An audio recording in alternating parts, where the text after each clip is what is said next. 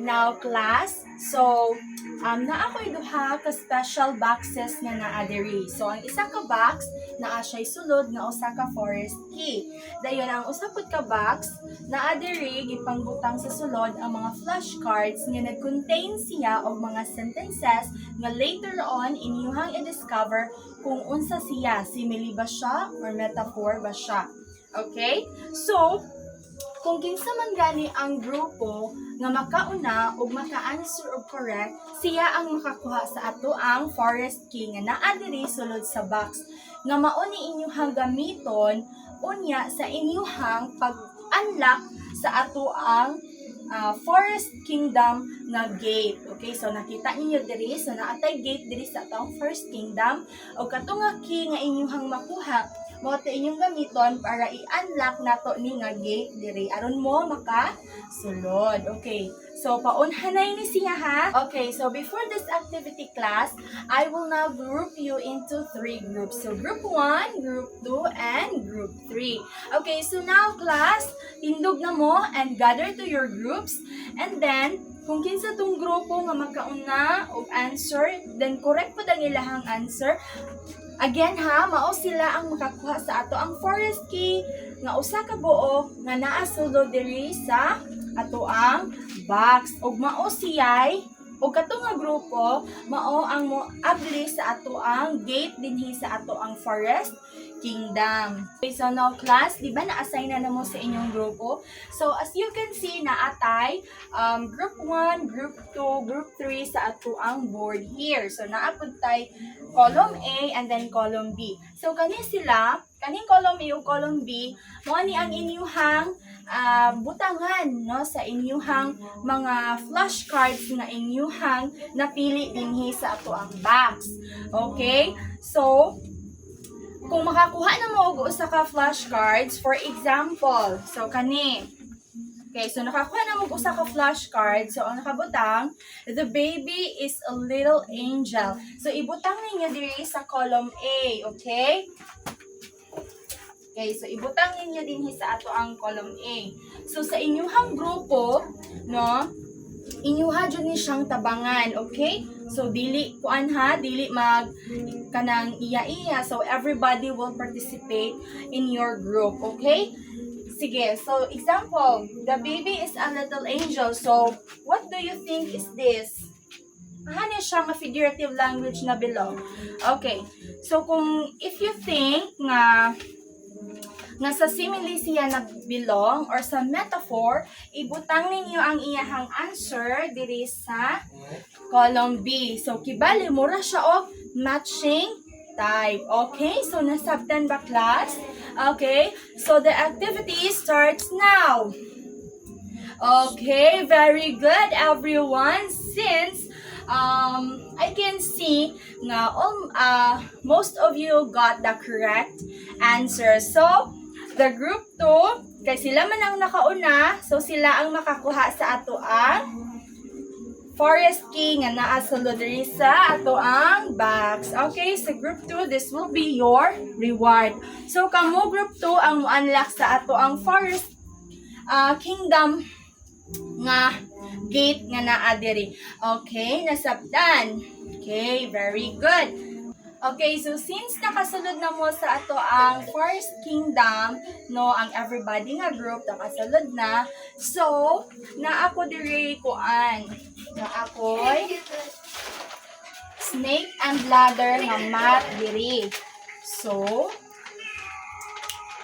okay, so as you can see, no, na ako'y snake and ladder nga mat diri. So, what you're going to do is to select your one representative nga maoy, no, one representative sa inyuhang nga group, no, kay tuluman mo ka buok grupo, so mamili mo sa inyong grupo og isa ka representative, no, and kana inyong representative, no, so mao siya mo tunog ani, no, at sa ato ang snake and ladder, so mao siya mo tunog sa mat para mo move forward, okay, para mo move forward ang inyuhang group, yung representative or ang inyuhang marker. Okay? So, since natapok mo, so ibutang na to diri ang stick and ladder nga mat para mo ninyuhang tumban. Okay. So, since gatapog na mo sa inyong mga grupo, so na ako dire 3 ka-dices, okay? So, dara. So, kani group for group 1, group 2, and group 3. So, kani nga dices, inyuhan ni iitsa, okay? Okay, so, di ba, inyuhan man ni siyang iitsa, no? Okay, class? So, kung pila ka dots sa inyong mga grupo, kung pila ka dots ang natunong ninyo, okay? So, mauna ang inyuhang number nga tumban sa inyuhang representative or diha ninyo ibutang ang inyuhang marker. Kung dili maigo ang inyuhang tiil sa atoang math. Okay? So, nasabdan ba, class? Okay. So, mo ni ang inyuhang marker, ha? So, group 1, group 2, and group 3. Okay. Okay. So, since na naman ninyo ang inyuhang dice, so when I say start, magdungan mo og itsa sa dice, okay? Okay, 1, 2, 3, starts! Okay, group 1 got the 3 dots. So, group 1 will stand here or mutunob siya diri sa number 3. And group 2 got the 4 dots. So, diri pud si si group 2, no? Ang representative sa group 2, dili po siya sa number 4, mutunob. Now, the group 3 got the 6 dots ay lahang dice. Okay, so 6 siya mutunob, no? Ang inyong representative mutunob si number 6. Okay? Okay, now, since naana mo sa inyuhang mga numbers nga inyuhang nakuha gikan sa mga dice nga inyuhang gi-roll or giitsa ganina. So since nakakita man mo nga naatay scoring board diri, so diri nato ibutang ang inyuhang mga na-earn nga mga points. Okay? So now I have here two strips of sentences. Okay? So what you are going to do is that inyo siyang i-discover kung simile ba siya or metaphor. Kung ipataas na nako siya og ingon ani. Okay? So, nasabtan ba, class? Okay, so to add the instruction para sa inyong para mag-guide mo. So, ako ani siyang ipataas, dayon magsabot inyuhan ni siyang lantawon, dayon magsabot mo sa inyuhang grupo, and then kung unsa siya, no? Simile ba siya or metaphor ba siya? Dayon, paunahan gihapon ni ha. So, kung kinsa tong grupo nga makauna og raise sa ilahang cards, no? Kani simile or metaphor, no? Kung kinsa tong grupo ang makauna, so naay 2 points. Dayon, kung sakto pa jud ang ilahang answer, maka-earn na po sila og another nga 3 points. Okay, ay na po dayon, i-roll ninyo ang dice, dayon move forward ang inyong representative. So, nakuha? Okay, so now class, let us start. Okay, so ito ang round 1. Okay, this one. Asa na siya? Okay, group 1. Very good. Sila ang nakauna og raise sa ilahang card. Okay, ang ilahang race is simile. Okay, very good. So group 1 got the 3 points and 2 points. Okay, kay sila man ang nakauna og pataas sa ilahang cards, then sila pud ang naka-correct sa ilahang answer. So katong mga wala naka-correct, so nagihapon sila ma-earn nga badges. Okay? Okay, so the group 2 earned the badges and the group 3 also. Okay, so dili na mo lugi ha, kaya naagihapon mo na-earn nga badges. Okay? So now, next strips of sentences. This one. Okay, very good. The group 3, nakakuha na siya ang group 3. Sin si group 3. Okay. Nakauna and naka-correct pa sa ato ang answer.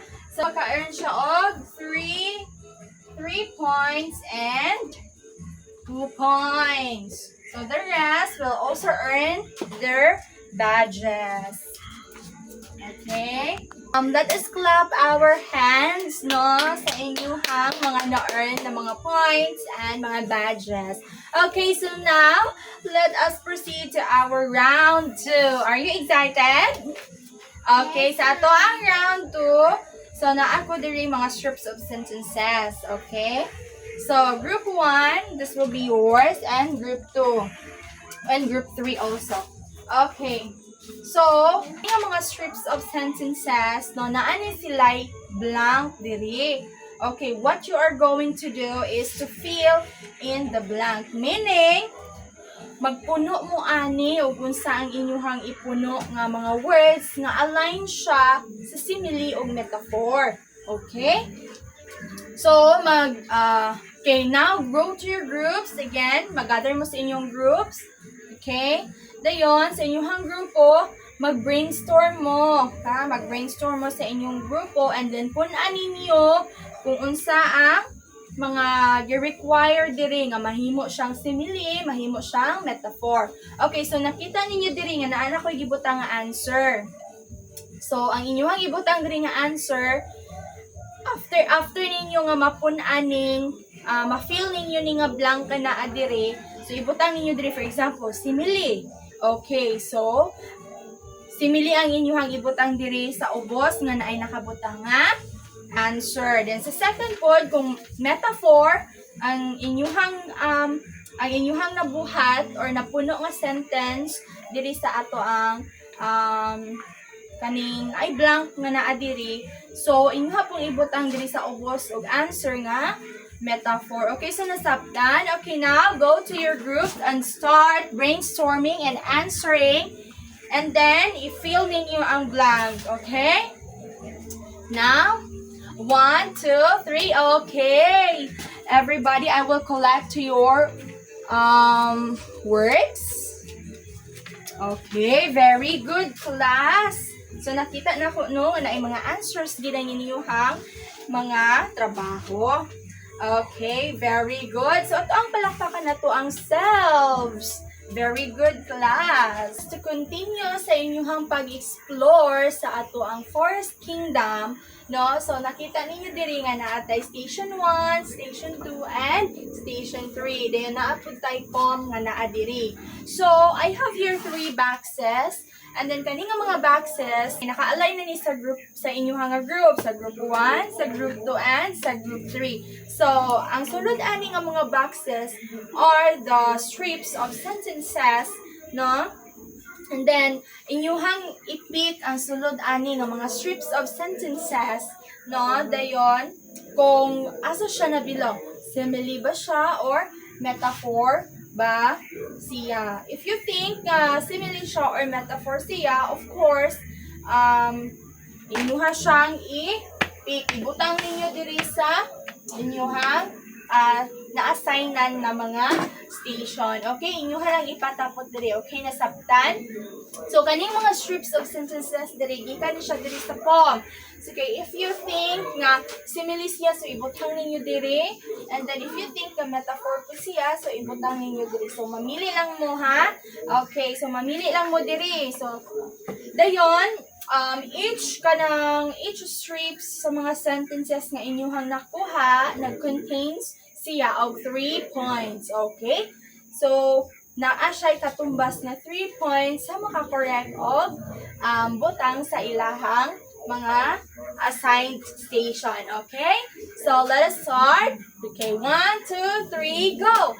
Okay, very good. Since everybody man nakagot sa ilahang mga answers, so, naamoy na-earn nga 3 points. Okay, very good class.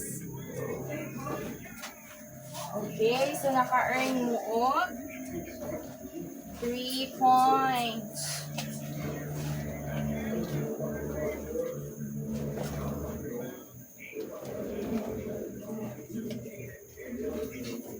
Okay, very good, class.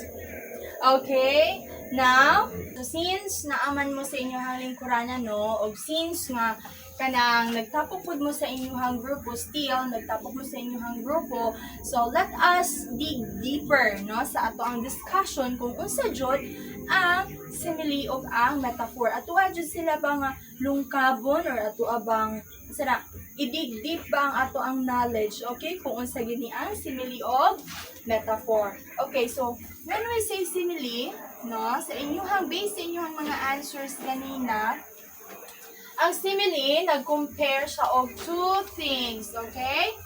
So compares two things na nagamit siya og unsa man. Okay, like and as. Okay, so sa simile, nag-compare siya og duha ka butang, no? Nga nagamit siya og like ug as. So, kung ato ang kung ato ang ibutang ang example, manguha ta og example diri sa diri sa gikan sa ato ang poem. Okay, for example, no? Na diri gibutang. So, his courage or yet his courage burns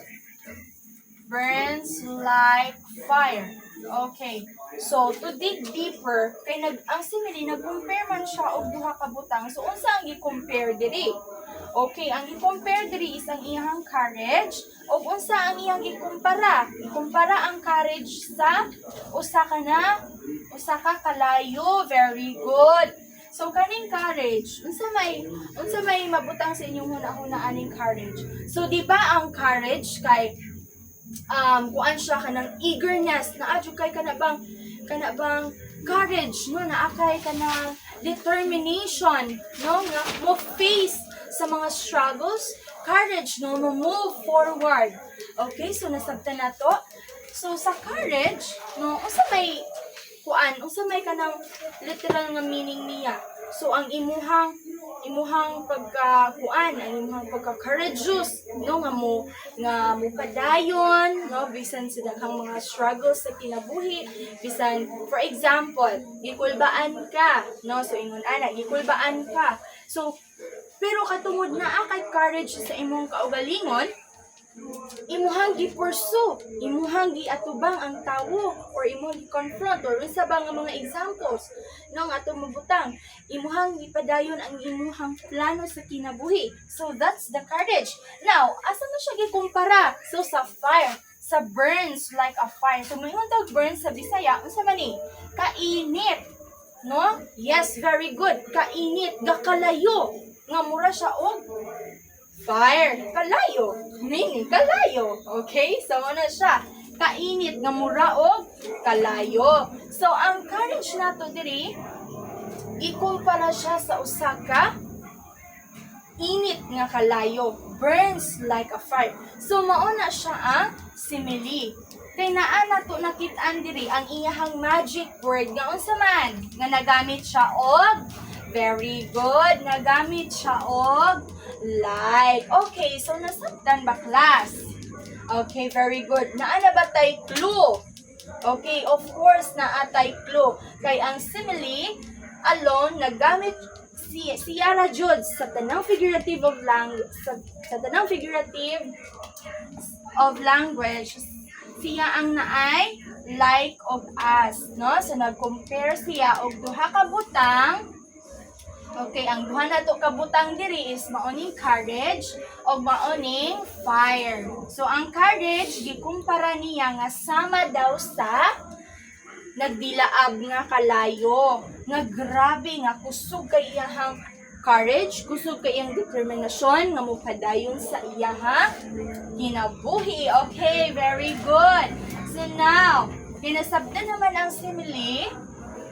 So let's proceed to the metaphor. So when we say metaphor, it is directly compare two things. Directly compare two things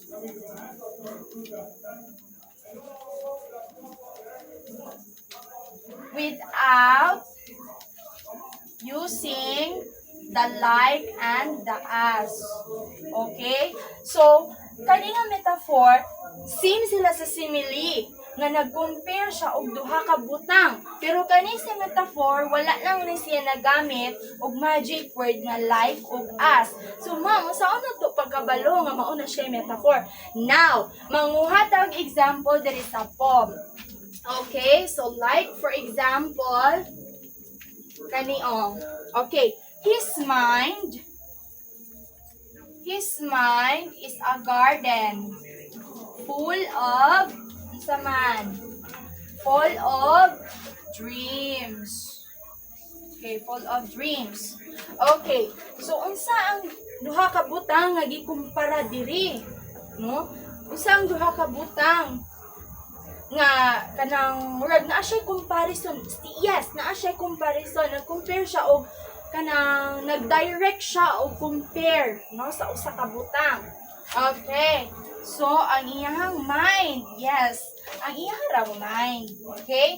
Ang iyahang mind nga gikumpara daw sa usa ka unsa man? Dreams? No. Okay, so diri sa kumpara sa usa ka garden. Okay, so when we say mind, unsa man ang mind? Unsa sulod sa mind? Yes, very good. Knowledge. Imong kahibalo. What else? Information. Okay, information. Okay, so mauna siya ha.